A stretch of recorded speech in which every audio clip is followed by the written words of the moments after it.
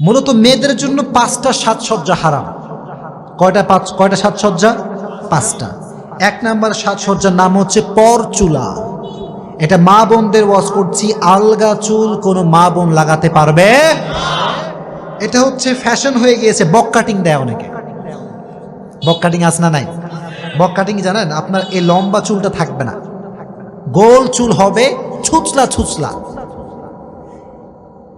আমি মনে করি যারা বক কাটিং দেয় এদের মতো অরুচিশীল মেয়ে পৃথিবীতে আর কেউ নাই।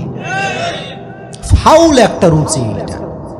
একটা মেয়ের সবচেয়ে বড় সৌন্দর্যতা হচ্ছে সে হবে সুখে এসে নিয়ে, তার চুল হবে লম্বা, ঠিক কিনা?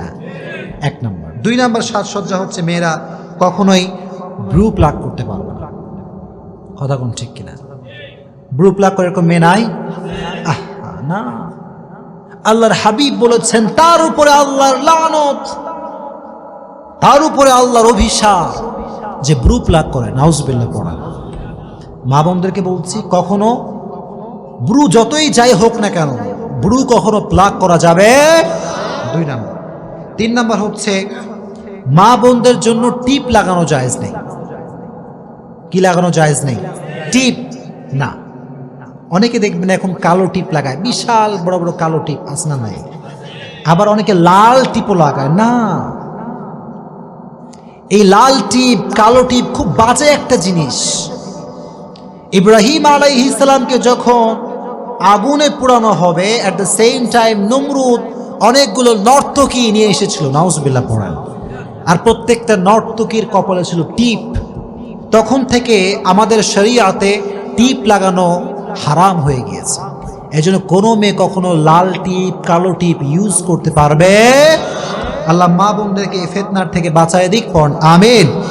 3 নম্বর। 4 নম্বর, মা বোনেরা ঘন্টা যুক্ত কোনো নূপুর পড়তে পারবে না। কি যুক্ত নূপুর? ঘন্টা। মানে নূপুর পরা না জায়েজ তা না, নূপুর পরা জায়েজ, তবে ঘন্টা যুক্ত নূপুর পরা জায়েজ নাই। এর ব্যাখ্যাটা আমি বলে দেবো আপনাদের সবাইকে, শুনবেন সবাই। প্রিয় ভাইরা, মনে করেন আমরা এখানে বসে আছি, ফর এক্সাম্পল আমরা সবাই তাফসীর শুনছি, ঠিক কিনা?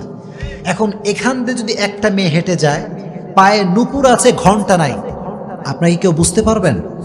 পারবেন না। বুঝেন কথাগুলো? Just try to ponder on this matter, একটু ভাবেন। আর একইভাবে একটা মেয়ে যদি নূপুর পরে আর যদি নূপুরে ঘন্টা থাকে, সে যাবে আর এলাকাবাসীকে সবাইকে খবর দিবে আমি যাচ্ছি, ঠিক কিনা? সো মেয়েরা কখনো ঘন্টা যুক্ত কোনো নূপুর পড়তে পারবে।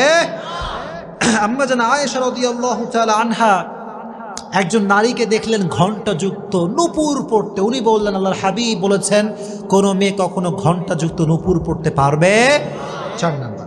5 নম্বর হচ্ছে সেই বিষয়টি যেটা আমি বলেছিলাম, কোনো স্ত্রী তার স্বামী ছাড়া কোনো পরপুরুষের সামনে সুগন্ধি ব্যবহার করতে পারবে। জোরে কোন পারবে? এটা খুবই খারাপ একটা জিনিস।